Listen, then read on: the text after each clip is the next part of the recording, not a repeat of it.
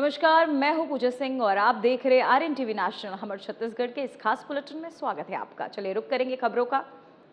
तो वहीं शक्ति जिले में वेदांता पावर प्लांट में हुए भीषण वायरल ब्लास्ट में अब तक 12 मजदूरों की मौत की पुष्टि हुई है, जबकि 17 अन्य घायल बता जा रहे हैं। वहीं हादसे में गर्म पानी की चपेट में आकर कई मजदूर झुलस गए। इस घटना पर राष्ट्रपति द्रौपदी मुर्मू ने गहरा दुख जताते हुए मृतकों के परिजनों के प्रति संवेदना व्यक्त की और घायलों के शीघ्र स्वस्थ होने की कामना की। वहीं मुख्यमंत्री विष्णुदेव साय ने भी इस हादसे को बेहद दर्दनाक बताते हुए मृतकों के परिवारों को 5 लाख रुपए और घायलों को 50,000 रुपए की सहायता देने की घोषणा की है। साथ ही घायलों के मुफ्त इलाज और मामले की जांच के आदेश भी दिए गए हैं।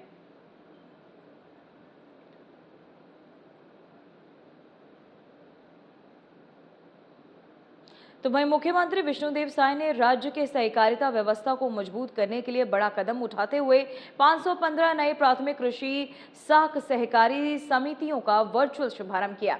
इस पहल से किसानों को अब गांव स्तर पर ही ऋण, खाद, बीज और अन्य जरूरी कृषि सुविधाएं आसानी से मिल सकेंगी।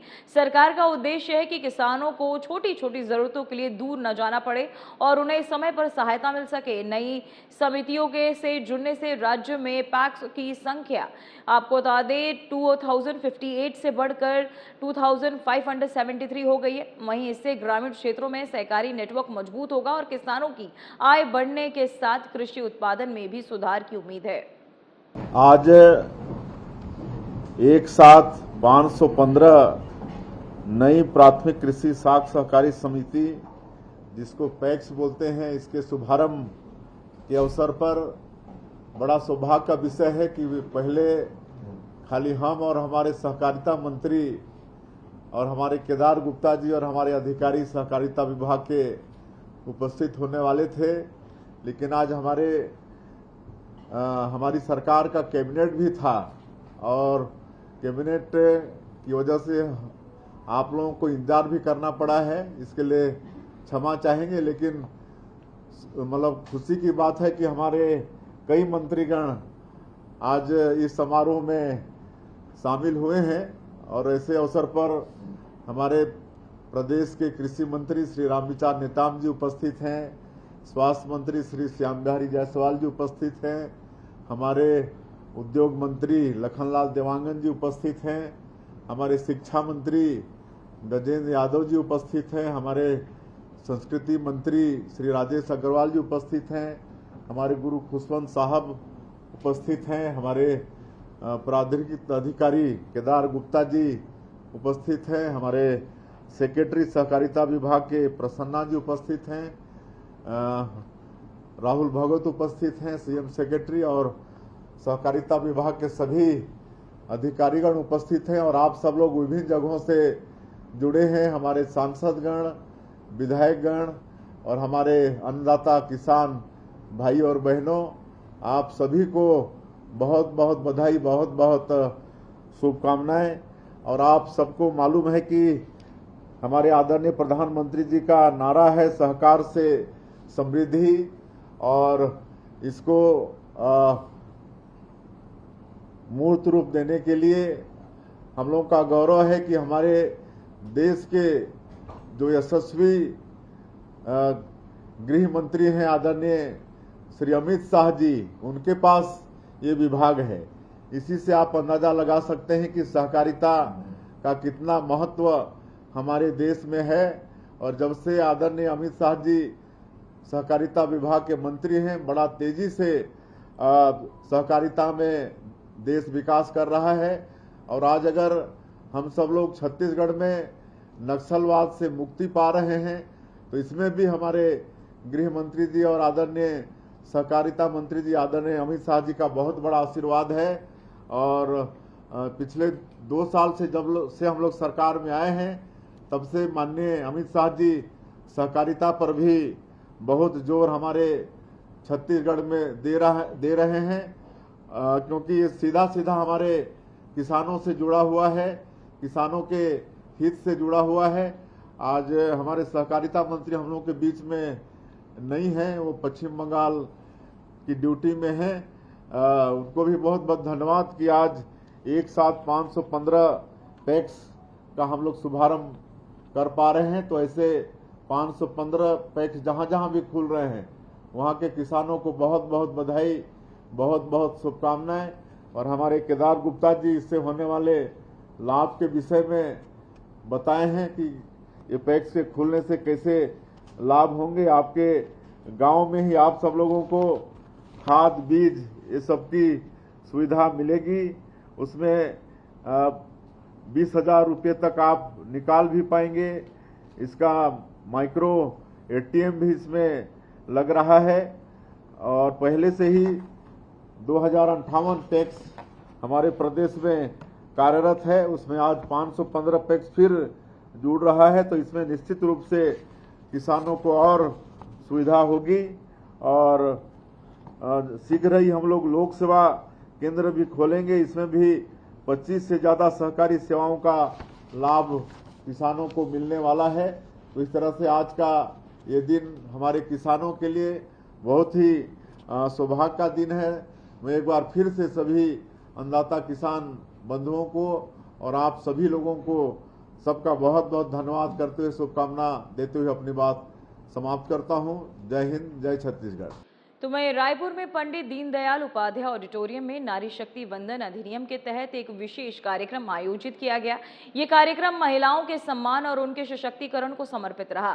इस अवसर पर मुख्यमंत्री विष्णुदेव साय, बीजेपी प्रदेश अध्यक्ष किरण देव सहित कई गणमान्य अतिथि मौजूद रहे। कार्यक्रम में मुख्यमंत्री ने महिलाओं की भागीदारी बढ़ाने और उन्हें समाज व राजनीति में अधिक अवसर देने पर जोर दिया। वहीं उन्होंने कहा कि नारी शक्ति वंदन अधिनियम महिलाओं को मजबूत प्रतिनिधित्व देने की दिशा में एक महत्वपूर्ण पहल। कार्यक्रम के दौरान महिला सशक्तिकरण से जुड़े विभिन्न विषयों पर चर्चाएं की गई और उनके उज्जवल भविष्य को लेकर विचार साझा किए गए। तत्र रमन्ते देवता, जहां नारियों की पूजा होती है वहां पर भगवान का वास होता है, ये हमारे वेदों में कहा गया है। और आप देखेंगे तो प्राचीन काल से ही नारियों का सम्मान हुआ है। आज अगर हम लोग देवी देवताओं की बात करते हैं तो भगवान से पहले भगवती का नाम आता है। राधा कृष्ण, उमापति महादेव, सियापति रामचंद्र, लक्ष्मी नारायण, सबसे पहले माताओं का नाम आता है। इस बात का प्रमाण है कि हमारे सनातन में और इस देश में प्राचीन काल से ही माताओं का सम्मान रहा है। आज अगर हम धन दौलत की कामना करते हैं, इच्छा करते हैं, तो किसकी पूजा करते हैं? लक्ष्मी माता की पूजा करते हैं। अगर हम लोगों को शक्ति चाहिए तो हम किसकी पूजा करते हैं? माता दुर्गा की पूजा करते हैं। अगर हम लोगों को बुद्धि विवेक चाहिए तो हम किसकी पूजा करते हैं? माता सरस्वती की पूजा करते हैं। तो इस तरह से प्राचीन काल से ही हमारे देश में, हमारे सनातन में नारियों का सम्मान हुआ है।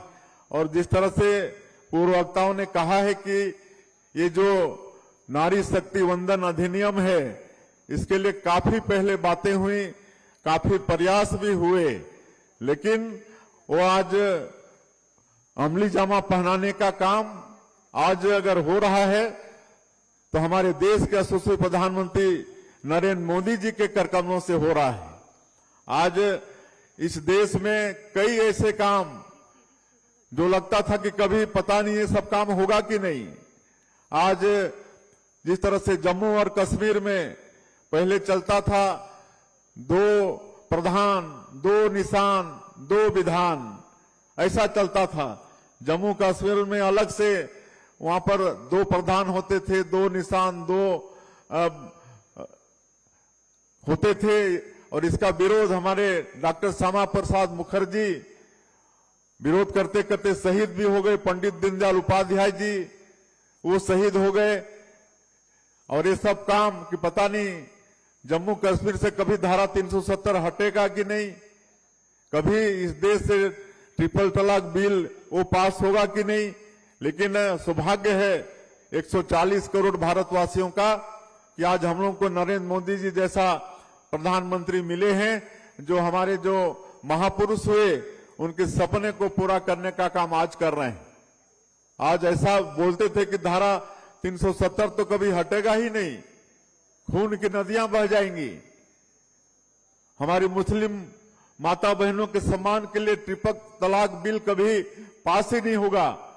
लेकिन माननीय प्रधानमंत्री जी की दूरदृष्टि सोच, उनकी दृढ़ इच्छा शक्ति के कारण ये सारा असंभव सा दिखने वाला काम भी हो रहा है। आज अयोध्या धाम में 500 साल के संघर्षों के बाद प्रभु श्री राम एक टेंट से भव्य मंदिर में विराजमान हुए। आज आधुनिक भारत का निर्माण आदरणीय नरेंद्र मोदी जी कर रहे हैं।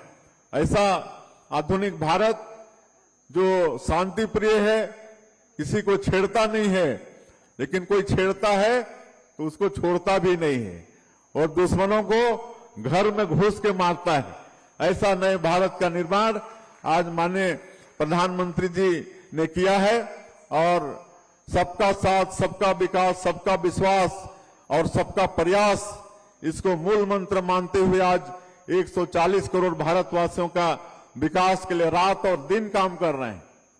24 घंटे में 18-18 घंटा काम कर रहे हैं, ऐसे प्रधानमंत्री मिले हैं।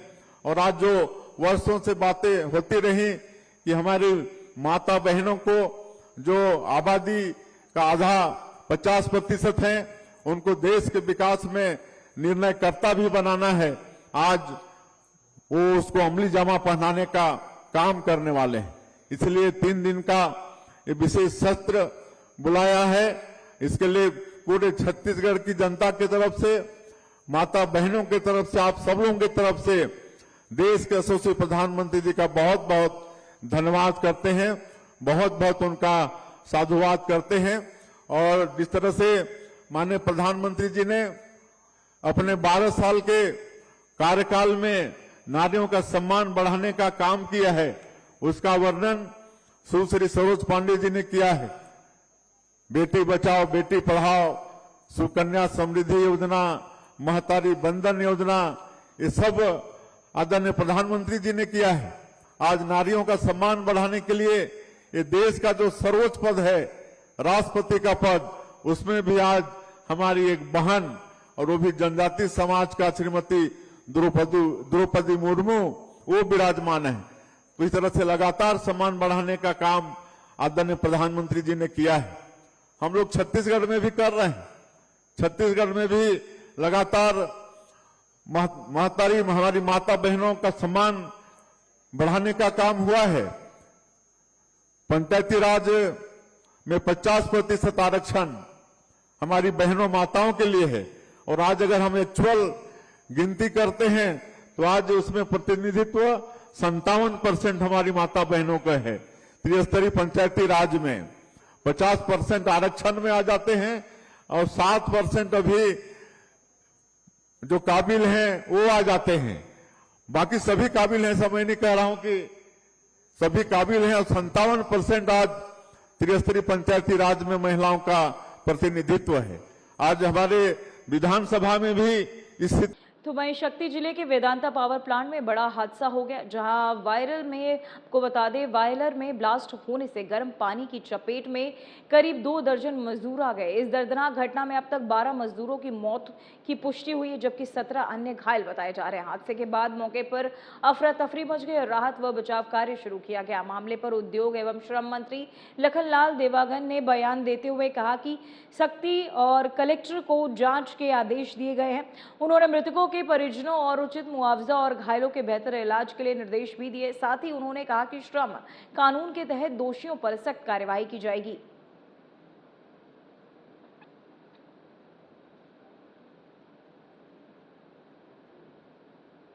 में वेदांता पावर प्लांट में बहुत बड़ा दुखद घटना हुआ है। इस घटना में हम लोग बड़ा दुखी हैं।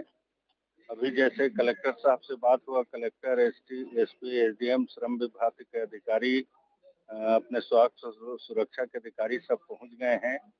और जैसे बताया गया है कलेक्टर के साहब के द्वारा कि 24 लोग को चोट लगा है बॉयलर के गर्म पानी की पाइप फटने से, जिसमें 9 लोग को तत्काल मौके पर ही स्वर्गवास हो गए, मृत्यु हो गए हैं। मैंने अभी कलेक्टर साहब को कहा है कि कड़ा से कड़ा उसका जांच करें और जितना ज्यादा से ज्यादा हो सके मृतकों को परिवार को राहत राशि दिलाएं और घायलों को तत्काल समुचित इलाज की व्यवस्था कराएं।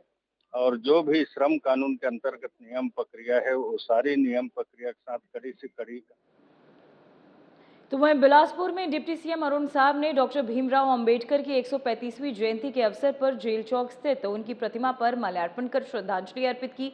इस दौरान उनके साथ केंद्रीय राज्य मंत्री तोखन साहू भी मौजूद रहे। उप मुख्यमंत्री ने कहा कि बाबा साहेब ने देश के संविधान के माध्यम से सभी नागरिकों को सम्मान और मौलिक अधिकार दिए, जिससे राष्ट्र निर्माण की मजबूत नींव रखी गई।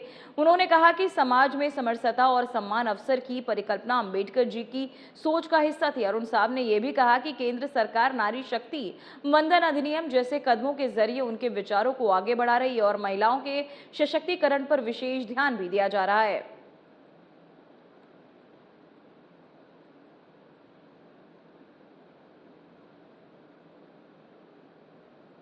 तो वहीं सूरजपुर जिले के दुरुस्त चांदनी बिहारपुर क्षेत्र में विशालपुर गांव के ग्रामीणों ने राशन वितरण में गड़बड़ी और समय पर राशन न मिलने को लेकर कलेक्ट्रेट पहुंचकर जन दर्शन में शिकायत दर्ज कराई। ग्रामीणों ने बताया कि गांव में लगभग 250 राशन कार्डधारी हैं, लेकिन करीब 150 लोगों को नियमित रूप से राशन नहीं मिल रहा है। वहीं महिलाओं का आरोप है कि राशन दुकान संचालक द्वारा मनमानी की जा रही है और शक्कर व चना भी कभी कभी ही उपलब्ध कराए जाते हैं। इस समस्या को लेकर ग्रामीणों ने समूह के माध्यम से संचालित राशन वितरण प्रणाली की जांच की मांग की है। मामले पर जिला खाद्य अधिकारी संदीप भगत ने कहा कि शिकायत प्राप्त हो गई है और पूरे प्रकरण की जांच कर उचित कार्यवाही भी की जाएगी।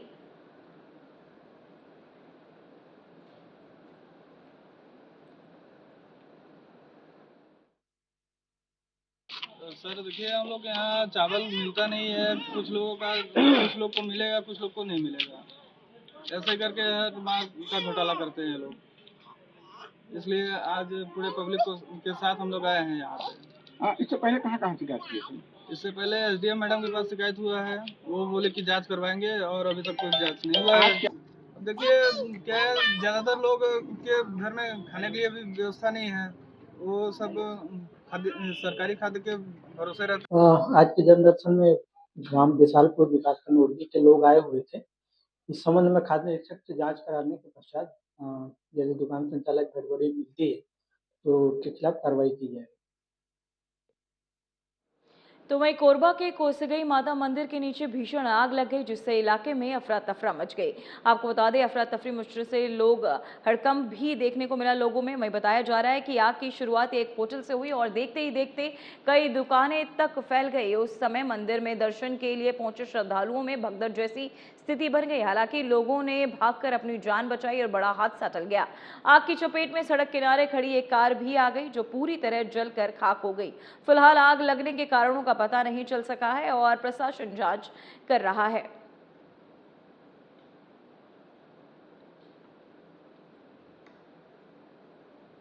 तो वहीं सूरजपुर में किराना और रेडीमेड कपड़े की दुकान में हुई चोरी के मामले का पुलिस ने खुलासा करते हुए 2 आरोपियों को गिरफ्तार कर लिया है। पीड़ित आपको बता दें, सदीक मोहम्मद ने शिकायत दर्ज कराई थी कि अज्ञात चोरों ने दुकान का दरवाजा तोड़कर नकदी, सोने के जेवर और अन्य सामान चोरी कर लिया था। साथ ही सीसीटीवी का डीवीआर भी ले गए थे। मामले में पुलिस ने जांच शुरू की और मुखबिर की सूचना पर 2 अभियुक्तों को हिरासत में लिया गया। पुलिस ने उनके पास से 11,000 रुपए नगद, जेवरात और डीवीआर सहित चोरी का सामान बरामद किया है।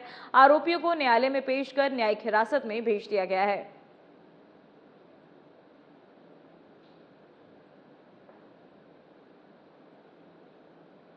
मामला बजदई चौकी का है, जहाँ पे 11 अप्रैल की रात में चोरी हुआ था, जिसमें प्रार्थी सदीक मोहम्मद के द्वारा थाना बजदई चौकी आकर रिपोर्ट दर्ज कराया कि उसके दुकान में तोड़ फोड़ कर गए और छप्पर वगैरह तोड़ के जो है उसके अंदर से 6,000 रुपए नकदी, 2 लाख सोने के कंगन, इसके अलावा गुटखा, सिगरेट और इत्यादि जो दुकानें सामान थे उन सबकी चोरी की गई। जिसके बाद चौकी चौकी बजदई में एफआईआर दर्ज किया गया और आरोपी पता तलाश और इसके बाद डीवीआर और मुखबिरों की सूचना के आधार पे आरोपी राहुल सोनवानी और मन साय इनकी गिरफ्तारी की गई और इनसे पूछताछ पे इन्होंने जो माल इन्होंने चोरी किया था उसे बरामद कराया और इन्हें रिमांड में ले लिया गया है। ये दोनों आदतन अपराधी है, पूर्व में भी इन्होंने चोरी की थी और उसके तहत जो है इसमें धाराएं जोड़ी गई हैं और इन्हें रिमांड में लिया गया। तो वहीं कोरबा जिले के कटघोरा डेविलडीह बाईपास मार्ग पर तेज रफ्तार कार का कहर देखने को मिला, जहां एक भीषण सड़क हादसे में एसईसीएल कर्मचारी और माइनिंग सरदार आशुतोष कुमार सिंह की दर्दनाक मौत हो गई। जानकारी के अनुसार ये अनियंत्रित वाहन ने बाइक सवार युवक को जोरदार टक्कर मार दी। टक्कर इतनी भीषण थी कि बुलेट के परखच्चे उड़ गए और युवक गंभीर रूप से घायल हो गया। स्थानीय लोगों की मदद से घायल को अस्पताल पहुंचाया गया, जहां इलाज के दौरान उसने दम तोड़ दिया। हादसे के बाद इलाके में शोक का माहौल है। वहीं पुलिस मामले की जांच कर रही है।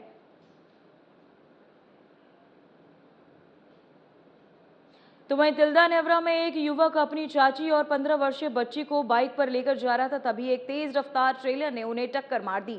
हादसे में चाची ट्रेलर की चपेट में आ गई और उनकी मौके पर ही मौत हो गई, जबकि युवक और बच्ची को हल्की चोटें आई। घटना के बाद चालक भागने की कोशिश कर रहा था, लेकिन लोगों ने उसे पकड़ लिया। इस हादसे के बाद स्थानीय लोगों में आक्रोश है।